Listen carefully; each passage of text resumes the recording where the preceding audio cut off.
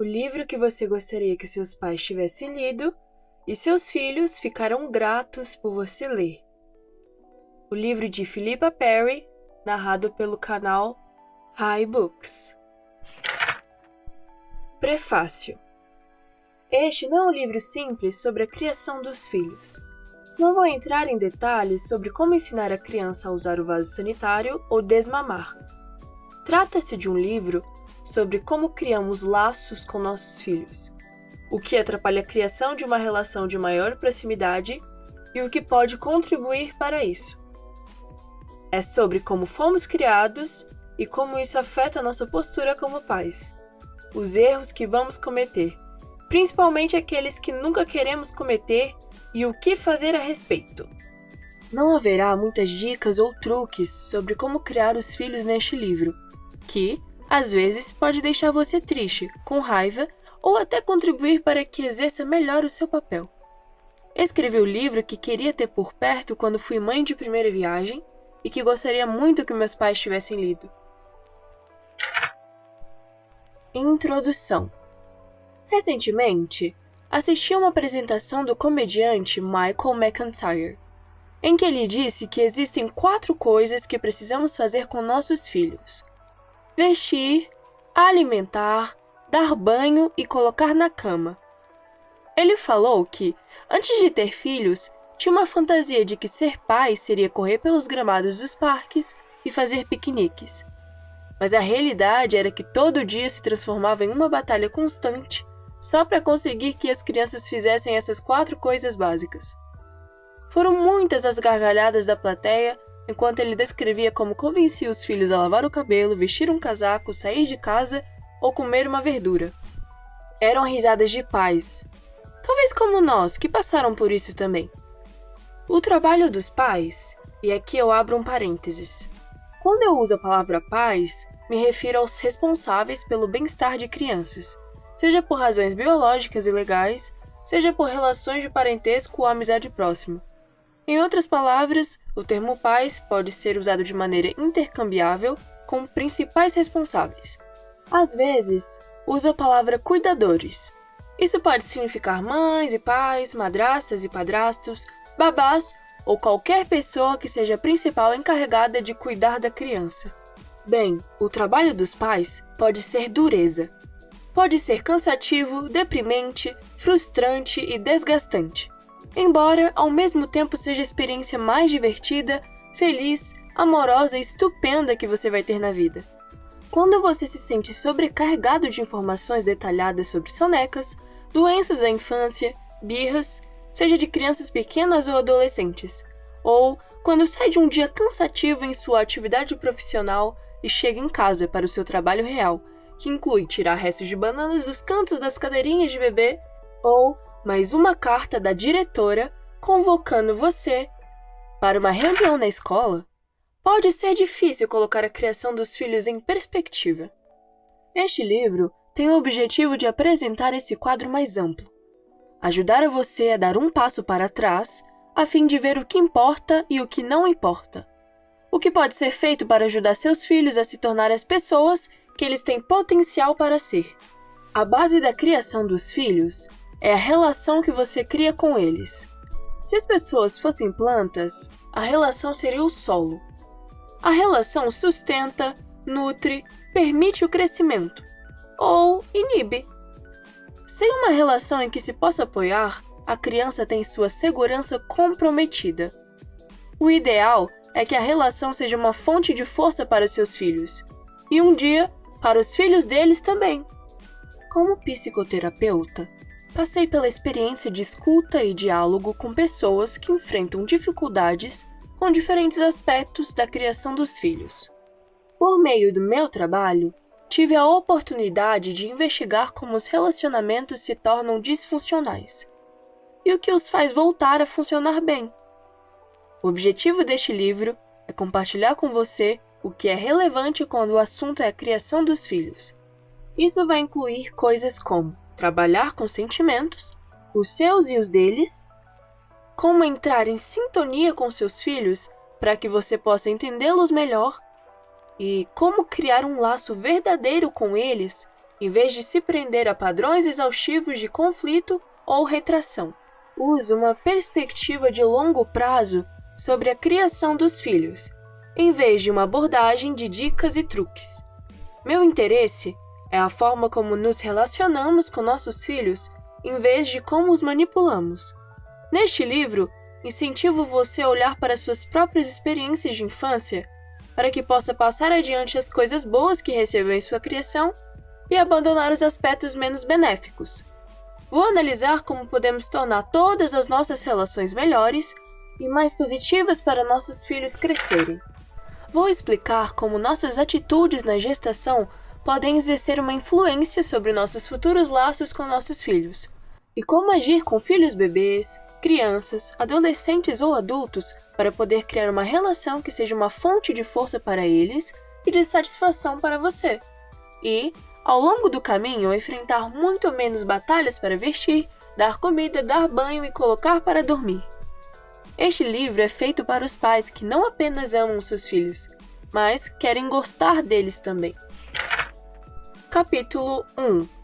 Nosso legado como pais. O clichê é verdade. As crianças não fazem o que falamos, fazem o que fazemos. Antes mesmo de pensar sobre o comportamento de nossos filhos, é útil, fundamental até, analisar seus primeiros modelos de comportamento. E um deles é você. Essa secção é apenas sobre você, porque você vai exercer uma grande influência sobre seus filhos. Aqui, vou dar exemplos de como o passado pode afetar o presente quando se trata da sua relação com seus filhos. Vou falar sobre como os filhos podem muitas vezes despertar velhos sentimentos em nós, que então cometemos o erro de descontar em nossa relação com eles. Também vou analisar a importância de examinar o crítico que existe dentro de nós, para não transmitirmos seus efeitos prejudiciais para a próxima geração. O passado volta para nos assombrar e assombrar nossos filhos. Filhos precisam de afeto e aceitação, de contato físico, da presença física dos pais, de amor com limites, de compreensão, de brincadeiras com pessoas de todas as idades, de experiências relaxantes e de muita atenção e tempo dos pais. Ah, então é simples. O livro pode parar por aqui. Só que não, porque existem coisas que atrapalham. A sua vida pode atrapalhar. As circunstâncias, a creche, o dinheiro, a escola, o trabalho, a falta de tempo e estar sempre ocupado. E não é só isso, como você sabe. No entanto, o que pode atrapalhar mais do que tudo é o que nos foi passado quando éramos bebês e crianças. Se não analisarmos a forma como fomos criados e o legado deixado para nós, isso pode voltar para nos assombrar. Você pode se pegar dizendo algo como: abri a boca e saíram as palavras da minha mãe. Claro, se foram palavras que fizeram você se sentir uma criança querida, amada e segura, tudo bem. Mas muitas vezes foram palavras que produziram o efeito contrário. O que pode atrapalhar são coisas como nossa falta de confiança, nosso pessimismo, nossas defesas que bloqueiam nossos sentimentos e nosso medo de ser dominado por nossos sentimentos. Ou, no que diz respeito especificamente a nossos filhos, pode ser o que nos irrita neles, nossas expectativas ou nossos medos em relação ao seu futuro. Somos apenas um elo, em uma corrente que se estende desde milênios atrás até sabe-se lá quando. A boa notícia é que você pode aprender a reformular o seu elo, e isso vai melhorar a vida de seus filhos e dos filhos deles. E pode começar a ser feito agora. Você não precisa repetir tudo o que foi feito em sua criação. Pode se livrar das coisas que não foram benéficas. Se você tem ou está para ter filhos, pode relembrar sua própria infância, examinar o que lhe aconteceu, como se sentia em relação a isso na época, como se sente agora, e depois de uma boa análise, guardar apenas aquilo de que precisa. Se durante a sua infância você quase sempre desfrutava de um tratamento respeitoso como um indivíduo único e valioso, recebia amor incondicional, uma boa dose de atenção positiva e mantinha relações estimulantes com seus familiares, então encontrará um guia para desenvolver relações positivas e funcionais. Isso por sua vez, mostra que você é capaz de contribuir positivamente para sua família e sua comunidade. Se esse for o caso, é improvável que o exercício de examinar a sua infância seja muito doloroso. Se você não teve uma infância assim, e esse é o caso da maioria das pessoas, analisá-la pode trazer um certo incômodo emocional. Acho necessário nos tornarmos mais conscientes desse incômodo para que possamos encontrar formas de impedir que seja passado adiante. Grande parte do que herdamos fica fora de nossa consciência. Isso às vezes torna difícil saber se estamos reagindo ao aqui e agora do comportamento de nossos filhos, ou se nossas reações estão mais enraizadas ao passado. Acredito que a história a seguir vai ajudar a ilustrar o que eu quero dizer. Ela me foi contada por Tai, uma mãe afetuosa, psicoterapeuta experiente que dá aulas para outros psicoterapeutas. Menciono esses dois papéis que ela exerce na vida para deixar claro que até a pessoa mais autoconsciente e bem-intencionada pode cometer um lapso temporal e se pegar reagindo ao passado em vez de reagir ao que está acontecendo no presente. A história começa quando a filha de Tai, Emily, que tinha quase 7 anos, gritou para a mãe que estava presa em um trepa-trepa e precisava de ajuda para sair. Falei para que descesse, e quando ela disse que não conseguia, de repente fiquei furiosa. Achei que ela estava sendo ridícula. Era perfeitamente capaz de descer sozinha. Gritei, desce agora! Ela acabou descendo depois de um tempo. Tentou segurar a minha mão, mas eu ainda estava com raiva e disse não, e então ela começou a chorar. Depois que chegamos em casa e tomamos chá juntas, ela se acalmou e deixei a história toda de lado, pensando comigo mesmo. Nossa, as crianças podem ser um saco às vezes. Uma semana depois estávamos no zoológico e lá havia outro trepa-trepa. Ao olhar para o brinquedo, senti uma ponta de culpa. Ficou óbvio que isso também fez Emily se lembrar da semana anterior, porque ela ergueu os olhos para mim com quase medo. Perguntei se ela queria brincar. Dessa vez, em vez de ficar sentada olhando o celular, fiquei perto do brinquedo e a observei. Quando ela achava que tinha ficado presa, estendi os braços para pedir ajuda. Mas dessa vez, tentei incentivar mais. Fiquei falando, coloca um pé ali e outro lá, e segura aquilo e você vai conseguir sozinha. E ela conseguiu. Depois que ela desceu, perguntou, por que você não me ajudou da outra vez? Pensei e respondi. Quando eu era pequena, a vovó me tratava feito uma princesa e vivia me carregando de um lado para o outro, me falando para tomar cuidado.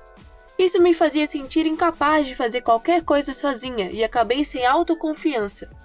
Não quero que isso aconteça com você, e é por isso que não quis ajudar quando pediu para ser tirada do brinquedo na semana passada.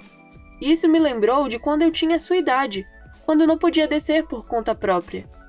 Fui dominada pela raiva e acabei descontando em você, e isso não foi justo. Emily ergueu os olhos para mim e disse, pensei que você não estava nem aí. Não, eu disse, eu me importo sim, mas naquela hora eu não entendia que estava brava com a vovó e não com você. Me desculpa. Assim como o Tai, é fácil tirar conclusões automáticas ou precipitadas sobre nossas reações emocionais, sem considerar que podem ter mais a ver com coisas em nossa própria história, que estão sendo revividas, do que com o que está acontecendo no momento. Mas quando você sente raiva, ou qualquer outra emoção difícil, incluindo ressentimento, frustração, inveja, repulsa, pânico, irritação, pavor, medo, etc., em resposta a algo que um filho fez ou pediu, pode ser bom pensar nisso como um alerta. Não um alerta de que a criança necessariamente esteja fazendo algo de errado, mas sim de que seus próprios gatilhos emocionais estão sendo disparados. Em geral, o padrão funciona da seguinte forma. Quando você reage com raiva ou algum outro sentimento exaltado a alguma demanda da criança, é porque essa é a forma como aprendeu a se defender de sentir o que sentia nessa idade. O comportamento de seus filhos ameaça despertar as suas próprias sensações inconscientes de desespero, desejo, solidão, ciúme ou carência do passado. Assim, sem perceber, você escolhe a opção mais fácil. em vez de demonstrar empatia pelo que a criança está sentindo, entra em um curto-circuito de raiva, frustração ou pânico. Às vezes, os sentimentos desencadeados pelo passado datam de mais de uma geração. Minha mãe costumava achar irritante os gritos de crianças brincando. Notei que eu também entrava em um certo estado de alerta quando a minha filha e seus amigos estavam fazendo barulho, embora eles estivessem se divertindo de uma forma bem controlada. Quis entender melhor, então perguntei para minha mãe o que aconteceria se ela fizesse barulho enquanto brincava quando era criança. Ela me contou que seu pai, o meu avô, tinha mais de 50 anos quando teve filhos e sofria de dores de cabeça terríveis. E todas as crianças tinham que andar na ponta dos pés em casa ou levavam bronca. Talvez você tenha medo de admitir que às vezes a sua irritação com seu filho acaba sendo inevitável, imaginando que isso vai intensificar aquele sentimento de raiva ou torná-los mais reais de alguma forma. Na realidade, porém, nomear nossos sentimentos inconvenientes para nós mesmos e encontrar uma narrativa alternativa para eles, uma em que não responsabilizamos as crianças, significa que não vamos julgá-las por terem de alguma forma desencadeado essas emoções. Se você conseguir fazer isso, será menos provável que desconte esse sentimento em seus filhos. Você nem sempre vai conseguir relembrar uma história que explique o que está sentindo, mas isso não significa que não exista uma, e ter isso em mente pode ajudar. Um problema pode ser que, na infância, as pessoas que nos amavam nem sempre demonstravam apenas apreço por nós. Elas também podiam nos achar irritantes, difíceis, decepcionantes, desimportantes, incômodos, estabanados ou bobos em algum momento. Quando o comportamento dos seus filhos desperta essa lembrança, seu gatilho dispara e você acaba gritando ou expressando qualquer que seja seu comportamento negativo habitual. Não há dúvida de que pode ser difícil para nós virarmos pais. Da noite para o dia, os filhos se tornam a prioridade que mais exige de nós, 24 horas por dia, 7 dias por semana. Ter um filho pode fazer você finalmente se dar conta do trabalho que seus pais tiveram. Talvez até os valorizar mais, se identificar mais ou sentir mais compaixão por eles. Mas é preciso se identificar com seus filhos também. O tempo passado, contemplando como você pode ter se sentido quando era bebê ou criança por volta da idade dos seus filhos, vai ajudar você a desenvolver empatia por eles. Isso vai ajudar a entender e sentir o que eles sentem quando se comportam de uma forma que lhe desagrada. Eu tive um paciente, Oscar, que havia adotado um menininho de 1 ano e meio. Toda vez que o filho derrubava comida no chão ou deixava comida no prato, Oscar sentiu uma raiva subir dentro de si. Perguntei o que teria acontecido com ele quando criança se ele derrubasse ou não terminasse sua comida. Ele se lembrou de seu avô batendo em seus dedos com o cabo de uma faca e colocando-o em seguida para fora da cozinha. Depois que ele voltou a entrar em contato com a maneira como se sentia quando era tratado assim na infância, passou a ter compaixão por si mesmo quando bebê, o que por sua vez o ajudou a encontrar paciência para lidar com seu filho. É fácil presumir que nossos sentimentos são relacionados à situação que se apresenta diante de nós, e não simplesmente a uma reação ao que aconteceu no passado. Como, por exemplo, imagine que seu filho de 4 anos ganhou um monte de presentes de aniversário, e que você o chama de mimado com um tom de voz bem áspero porque ele não quis compartilhar um de seus brinquedos novos. O que está acontecendo aqui? Obviamente, não é culpa da criança ter ganhado muitas coisas. Pode ser que, de forma inconsciente, você esteja supondo que ela não merece tantas coisas, e sua irritação com isso escapa em um tom ríspido, ou por esperar que alguém de 4 anos demonstre mais maturidade, o que não faz sentido. Se você parar e olhar para trás, investigar a sua irritação a respeito, o que pode descobrir é que sua própria criança interior de 4 anos ficou com inveja ou se tornou competitiva. Talvez, aos 4 anos, você tenha ouvido que deveria compartilhar algo que não queria dividir, ou simplesmente não ganhou tantas coisas, e para não se sentir triste por seu eu de 4 anos, descontou tudo na criança que estava ali à sua frente. Isso me faz lembrar das mensagens de ódio e toda a atenção negativa que as pessoas públicas recebem de perfis anônimos nas redes sociais. Lendo nas entrelinhas, o que aquilo parece estar dizendo acima de tudo é: não é justo que você seja famosa e eu não. Não é raro sentirmos inveja de nossos filhos. Caso se sinta assim, você precisa admitir e controlar esse sentimento. Não assumir um comportamento negativo por causa disso. Nossos filhos não merecem essa negatividade da parte dos pais.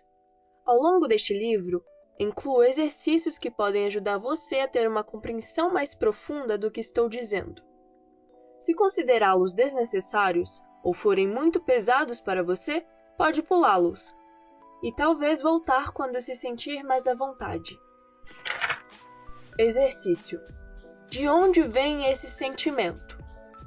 Da próxima vez que sentir raiva de um filho ou tiver qualquer outra reação muito exaltada, em vez de reagir sem pensar, pare e se pergunte: esse sentimento está inteiramente relacionado a essa situação e à criança no momento presente? Estão me impedindo de ver a situação do ponto de vista dela? Uma boa maneira de se impedir de reagir é dizendo: preciso de um tempo para pensar no que está acontecendo. E usar esse período para se acalmar. Mesmo se a criança precisar de alguma orientação, não há por que fazer isso com raiva. Se você der essa orientação assim, ela vai escutar apenas sua raiva, e não o que está tentando dizer. Você pode fazer a seguinte variação deste exercício, mesmo se ainda não tiver filhos. Apenas note a frequência com que experimenta sentimentos como nervosismo, presunção, indignação, pavor ou talvez vergonha, autodesprezo ou distanciamento. Procure padrões em suas reações. Lembre-se de quando se sentiu assim pela primeira vez, voltando até a infância, quando você começou a reagir dessa forma. E pode começar a entender em que grau essa reação se tornou um hábito. Em outras palavras, a reação se deve a um hábito seu ou à situação presente? Ruptura e reparação. No mundo ideal, nós saberíamos como nos controlar e não expressar um sentimento de maneira inapropriada. Nunca gritaríamos com nossos filhos, nem os ameaçaríamos, nem os faríamos se sentirem mal em relação a si mesmos em nenhum aspecto. Claro, não é realista pensar que seríamos capazes de fazer isso o tempo todo. Veja o exemplo de Tai. Ela é uma psicoterapeuta experiente, e ainda assim agiu com raiva porque pensou que se tratava de um sentimento relacionado ao presente. No entanto, uma coisa que ela fez para amenizar a dor, e todos podemos aprender, se chama ruptura e reparação.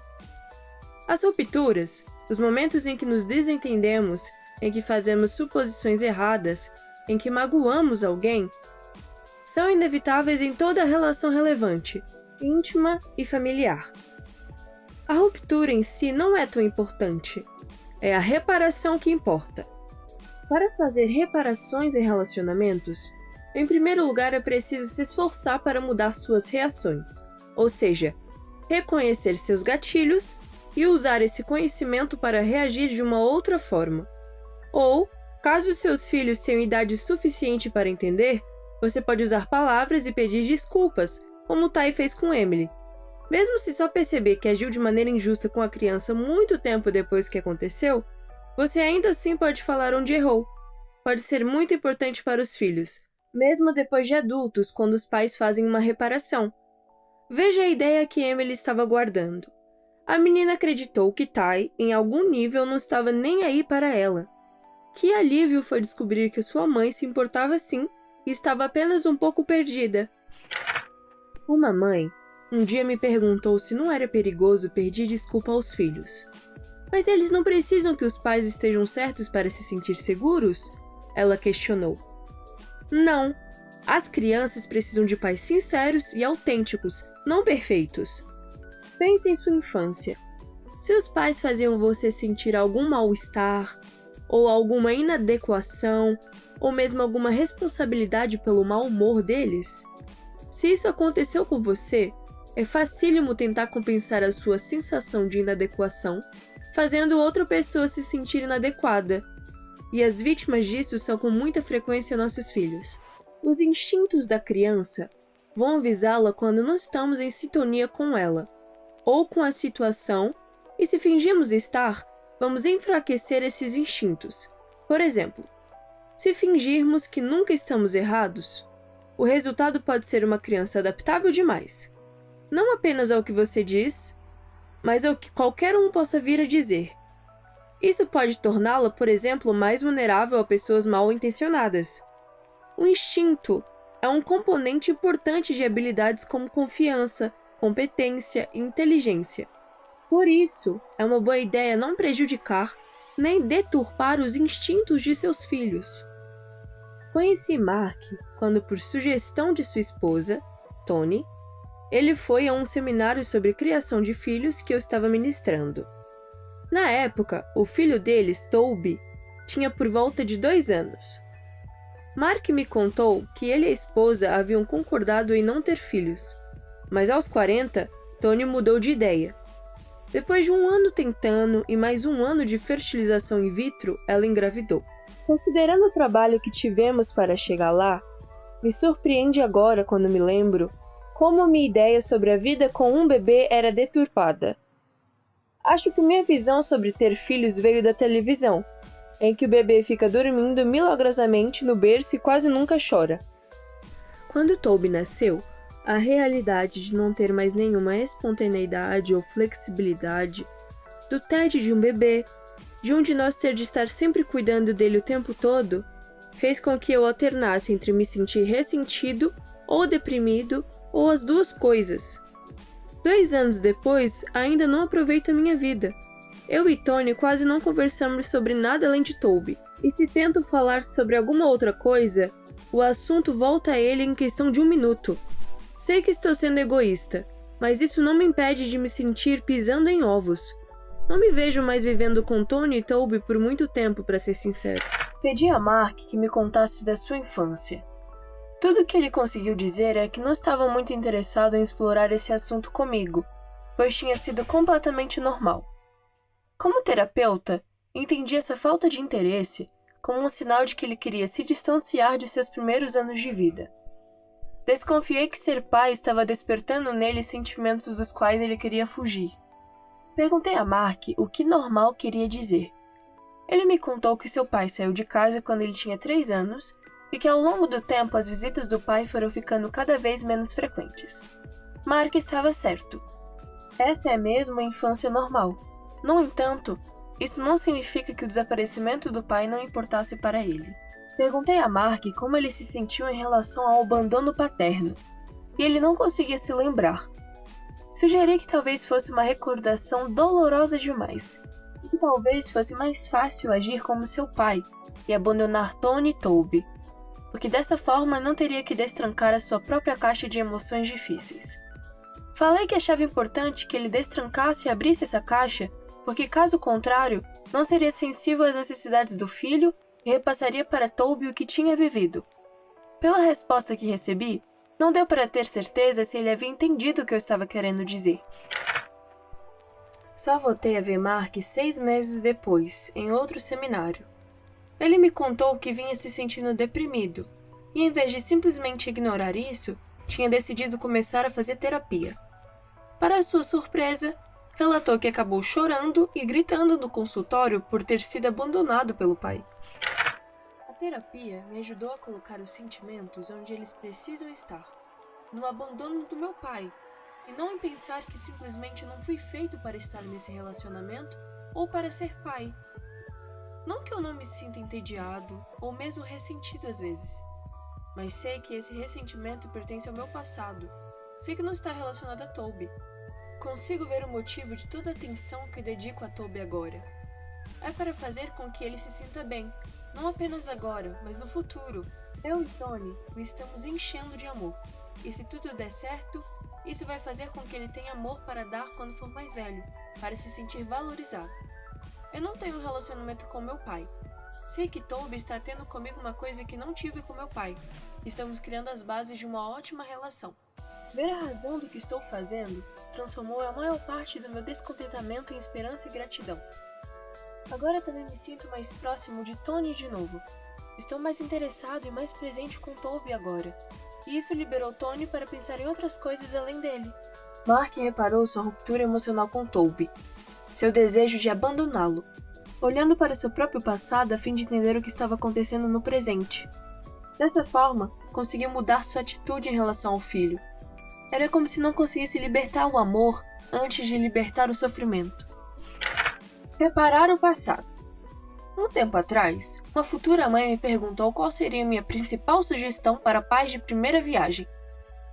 Falei que qualquer que seja a idade dos filhos, é possível que eles façam você se lembrar fisicamente das emoções que sentia quando estava em um estágio parecido do seu desenvolvimento.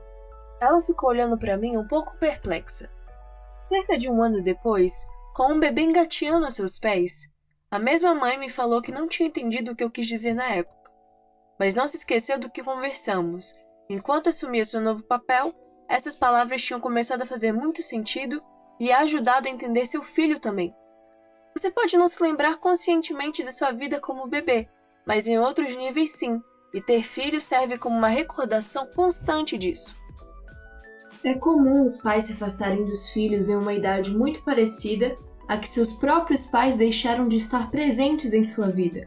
Ou então, os pais vão querer se distanciar emocionalmente quando os filhos tiverem a mesma idade em que eles se sentiam sozinhos. Mark é um exemplo clássico de alguém que não queria encarar os sentimentos que o filho estava despertando nele. Talvez você queira fugir desses sentimentos e dos seus filhos também, mas se fizer isso, vai apenas passar adiante o seu sofrimento. Haverá muitas coisas boas que você vai transmitir também, todo o amor que recebeu. Mas o que não pode ser deixado como herança é o medo, o ódio, a solidão e o rancor. Em determinados momentos, sentimos emoções desagradáveis em relação aos nossos filhos, assim como às vezes pode acontecer em relação aos cônjuges, pais, amigos ou até a nós mesmos. Se admitir isso, vai ser menos provável que você puna essa pessoa inconscientemente pelo sentimento que ela lhe desperta. Se, assim como Mark, você perceber que sua aversão à vida familiar se deve a um sentimento de exclusão, a explicação pode ser um certo isolamento na infância ou a sensação de não ter sido relevante na vida de um ou de ambos os pais. Às vezes, esse ressentimento pode tomar a forma de um aparente tédio ou falta de conexão com os filhos. Alguns pais acham que eu estou exagerando quando uso palavras como abandono e ressentimento. Não tenho ressentimento em relação aos meus filhos, eles dizem. Às vezes só quero ficar sozinha, em paz, mas amo todos eles. Eu vejo o abandono como um espectro. No extremo mais grave, o abandono real de se afastar fisicamente de toda a vida de seu filho, como o pai de Mark fez. Mas também considero abandono afastar uma criança que pede sua atenção, ou não ouvir direito quando, por exemplo, tenta mostrar um desenho, o que é, em determinado nível, uma tentativa de mostrar para você quem ela é. Esse sentimento de querer afastar os filhos, de querer que eles durmam muito e brinquem de maneira independente antes de estarem preparados para isso, só para não ocupar seu tempo, pode surgir quando você tenta não sentir o que eles sentem por se tratar de um lembrete muito doloroso da sua própria infância. Por isso, você não consegue suprir as necessidades deles. É verdade que tentamos nos convencer que afastamos nossos filhos porque queremos desfrutar mais dos nossos outros interesses na vida, como trabalho, amigos e Netflix. Mas nós somos os adultos nesse caso. Sabemos que esse estágio carente é apenas isso, um estágio, ao passo que o trabalho, os amigos e outras opções de lazer podem ser retomados quando essa pessoinha deixar de precisar tanto de nós. É difícil encarar isso.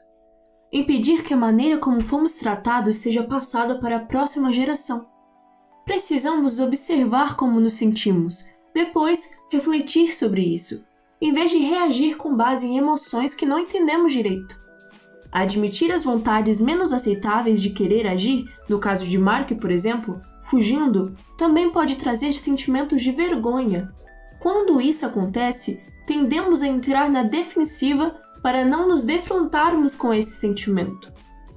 Se fizermos isso, não mudamos nada e passamos nossa disfunção para a geração seguinte. Mas a vergonha não mata. Quando nos damos conta do que está acontecendo, podemos transformar nossa vergonha em orgulho, porque notamos como nos sentimos compelidos a agir e nos tornamos conscientes do que precisamos mudar. O que realmente importa é estar à vontade com seus filhos, fazer com que se sintam seguros e saibam que você quer estar com eles. As palavras que usamos são uma parte pequena disso. A parte maior é demonstrada por nosso afeto, nosso toque, nossa disposição e o respeito que demonstramos por seus sentimentos, sua pessoa, suas opiniões e sua interpretação do mundo. Em outras palavras, precisamos mostrar o amor que sentimos por eles quando estão acordados, e não apenas quando estão dormindo, quietinhos. Se você sempre se pega desejando umas férias dos seus filhos, provavelmente precisa, na verdade, de umas férias dos sentimentos que eles despertam. Para que esses sentimentos assumam o controle, observe com compaixão suas lembranças de como era ser criança. Depois que conseguir fazer isso, você vai conseguir se identificar com a necessidade e o desejo que seus filhos sentem de estar com você. É importante, claro, conseguir uma babá de vez em quando e praticar alguma atividade adulta, mas preste atenção se o sentimento de querer uma pausa for excessivo e persistir na maior parte do tempo. Depois tente se lembrar de como se sentia quando tinha a mesma idade que seus filhos têm agora. Exercício: olhar para trás com compaixão. Pergunte-se qual comportamento de seus filhos desperta as reações mais negativas em você. O que acontecia com você quando era criança e exibia o mesmo comportamento? Exercício: mensagem de suas memórias. Feche os olhos e lembre-se de sua lembrança mais antiga. Pode ser apenas uma imagem ou um sentimento, ou pode haver uma história. Qual é a emoção predominante em sua memória? Que relevância consegue extrair dessa recordação para determinar quem é você agora? Como isso influencia a maneira como você cria seus filhos? Lembre-se, se algo vier à tona neste exercício, como um medo de passar vergonha, capaz de levar você a fazer de tudo para não admitir um erro, talvez à custa do bem-estar dos seus filhos, tenha orgulho por ter detectado isso, em vez de sentir que não vai suportar a vergonha ou ficar na defensiva e continuar com o mesmo comportamento de sempre diante desse sentimento. Como falar com nós mesmos? Como eu disse no início desta sessão, as crianças fazem o que fazemos e não o que falamos. Então, se você tiver o hábito de se cobrar demais e se repreender, é possível que os seus filhos adotem esse mesmo comportamento prejudicial. Uma das minhas lembranças mais antigas é da minha mãe se olhando no espelho e se enchendo de defeitos. Quando, anos depois, fiz exatamente a mesma coisa na frente da minha mãe e ela, sempre atenta à sua filha adolescente, me disse que não gostava quando eu fazia isso. E ao escutá-la, lembrei que eu também não gostava. Nossos padrões de personalidade e comportamentos herdados costumam ficar aparentes na maneira como conversamos com nós mesmos, em especial na nossa voz crítica interior. Quase todos temos na cabeça um tipo de monólogo, ou comentário contínuo com que estamos tão acostumados que sequer prestamos muita atenção. Mas essa voz pode ser um crítico interno severo. Talvez você se diga coisas como: é por isso que ninguém gosta de mim. Não dá para confiar em ninguém. Sou um caso perdido. Nunca consigo ser bom o bastante. É melhor eu desistir logo de uma vez. Não sei fazer nada direito. Nunca vou perder peso. Ou, não presto para nada. Tenha cuidado com essa conversa interior, porque não apenas vai servir como um guia importante na sua vida, como também vai ter impacto na vida dos seus filhos, influenciando a forma como julgam a si mesmos e aos outros. Além de ensinar seus filhos a fazer julgamentos prejudiciais, essa voz interna negativa ainda encontra maneiras de exacerbar tristezas, derrubar a nossa confiança e nos incutir um sentimento de inadequação generalizado. E há outro bom motivo para prestarmos atenção em como falamos com nós mesmos. Ao que tudo indica, passamos nossas vozes internas para nossos filhos, assim como nossos hábitos visíveis. Se você quer que seus filhos tenham a capacidade de ser felizes, uma coisa que pode atrapalhar muito é sua autocrítica. São nossas experiências da infância que nos transformam em adultos. É a principal maneira como os humanos se desenvolvem, mas não é fácil deixá-las de lado. Pode ser difícil calar essa voz crítica interior, porém, o que você pode fazer é notar quando está fazendo isso e se parabenizar por prestar atenção. Elaine é mãe de 2 filhos e trabalha como assistente de uma galeria de arte. Ela tem consciência de sua voz interior negativa. Normalmente, a questão é o fracasso. Que eu não deveria tentar algo porque não vai dar certo, vou me sair mal, vou passar vergonha. Então me convenço a não fazer as coisas. Depois me critico por não ser mais aventureira e não me esforçar.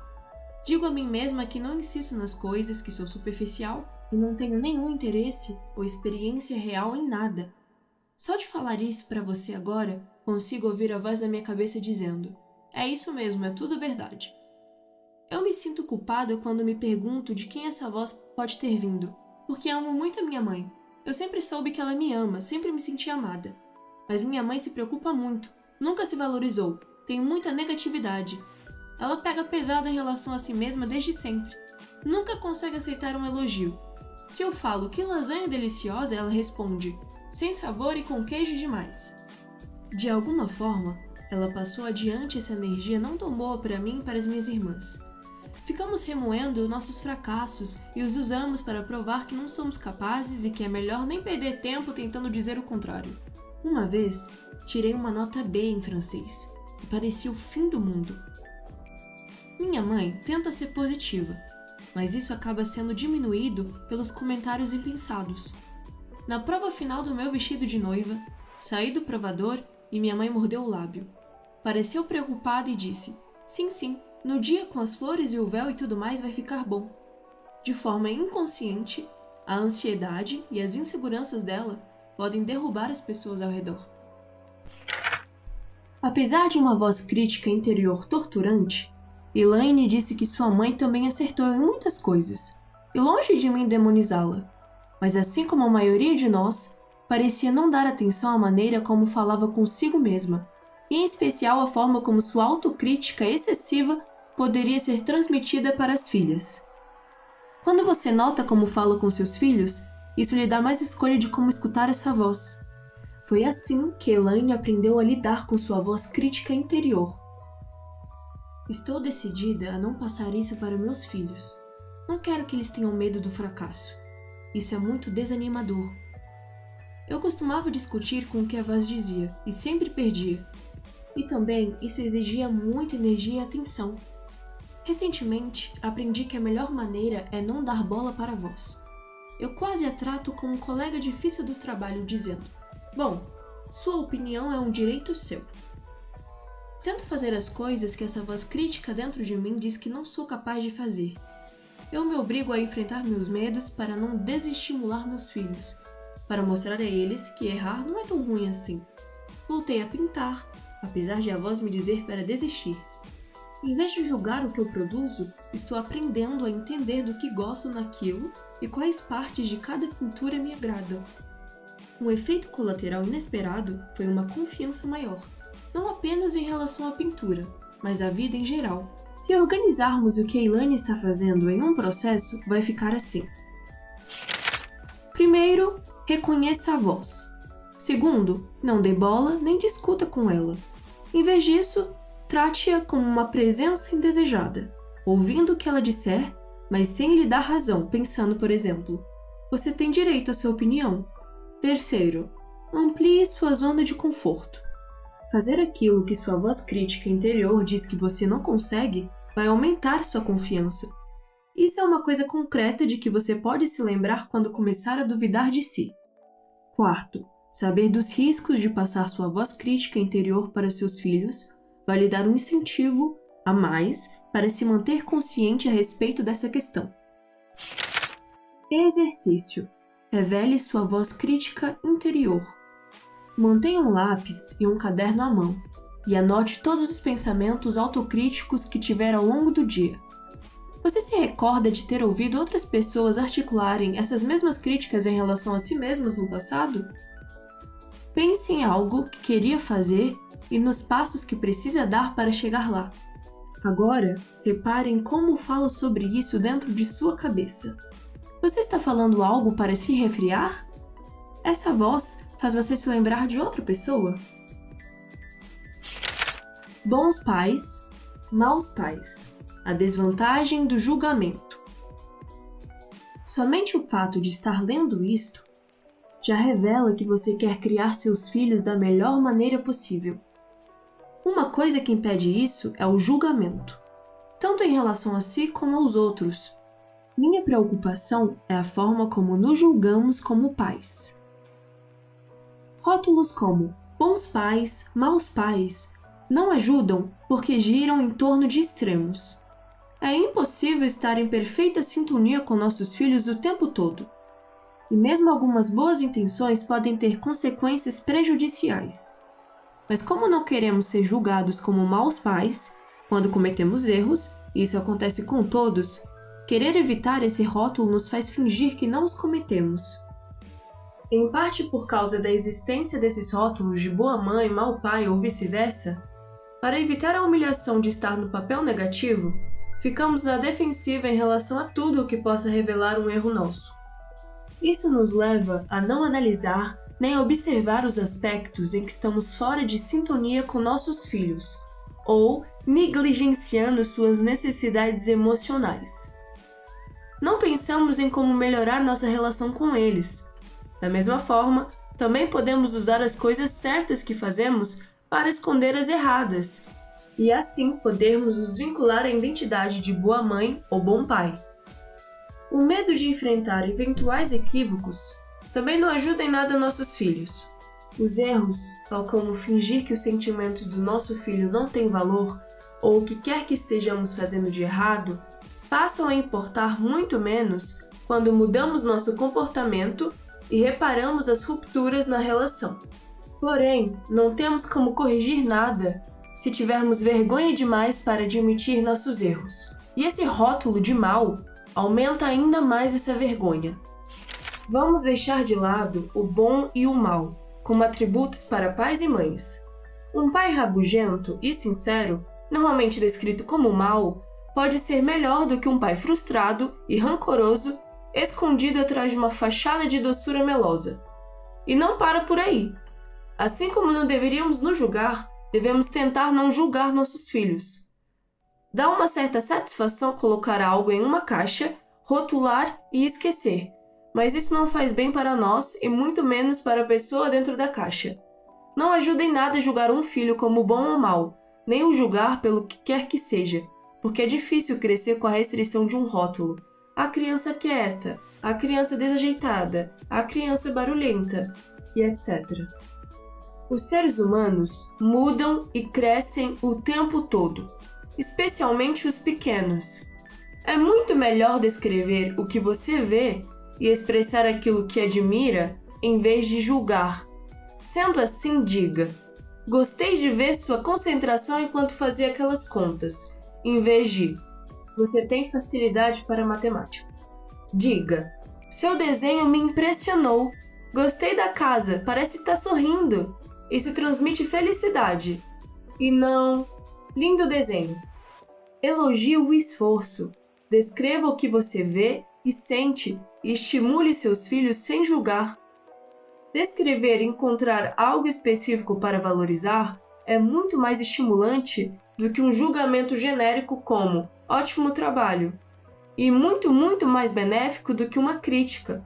Se toda a página escrita estiver um caos, mas a letra P estiver traçada com perfeição, tudo o que você precisa é dizer: gostei de como você caprichou nesse P. Com sorte, da próxima vez você vai gostar de uma outra letra também. Exercício. Chega de julgar. Em vez de julgar o que faz, observe e valorize aquilo que você acertou. Note a diferença na maneira como se sente depois disso. Por exemplo, Em vez de dizer ou pensar algo como "eu faço um ótimo pão", tente: "me concentrar nos meus pães está valendo a pena". Em vez de dizer "sou péssima em yoga", tente: "comecei a fazer a yoga e já melhorei desde a semana passada". Não são tanto as palavras que importam. Não estou proibindo terminantemente o uso de bom ou mal, e sim suspender o julgamento ou encarar nossas próprias conclusões com mais leveza. Isso vai causar muito menos mal a nós mesmos e aos nossos filhos. Comecei este livro falando sobre seu comportamento em vez de me concentrar em seus filhos, porque o que torna uma criança o indivíduo único que é, ou vai ser se ainda não tiver nascido, é uma combinação singular de fatores genéticos e ambientais, e você é uma parte fundamental do ambiente do qual seus filhos farão parte. A forma como nos sentimos em relação a nós mesmos e as responsabilidades que assumimos pelas nossas reações aos nossos filhos são aspectos importantes da educação que são muitas vezes negligenciados, porque é muito mais fácil nos concentrarmos nas crianças e nos comportamentos delas, em vez de examinar como elas nos afetam e, por nossa vez, como nós as afetamos. E não é apenas a maneira como reagimos às crianças que molda seus traços de personalidade e seu caráter, mas também o que elas veem e sentem em seu ambiente. Espero ter convencido você a examinar como reage aos sentimentos que seus filhos lhe despertam. Precisamos prestar atenção na maneira como falamos conosco, tomando cuidado com nossa voz crítica interior. E devemos julgar menos, tanto nós mesmos e nossa forma de educar, como também nossos filhos.